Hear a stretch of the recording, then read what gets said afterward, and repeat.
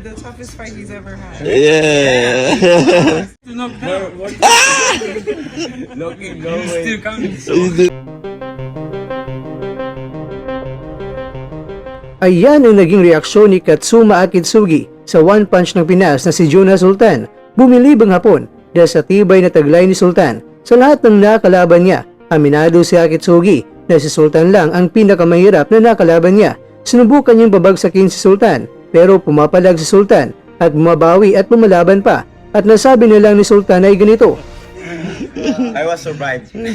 Sa ating nakaraan na video ay ating natunghayan ang mensahe ni Juna Sultan sa kanyang Pinoy boxing fans pagkatapos na siya ay pinayuko ng taga-Japan na si Katsuma Akitsugi by a unanimous decision noong nakaraan July 13, Pinas time, at ang laban ay ginanap sa Fresno, California, USA. Sa hindi pa nakapanood ng ating nakaraan na video ay ganito ang sinabi ni Sultan na kung saan siya ay nagpasalamat sa kanyang mataga-suporta at nangangakong babawi na lang siya sa next fight niya. Ganyan talaga ang buhay. Weather lang.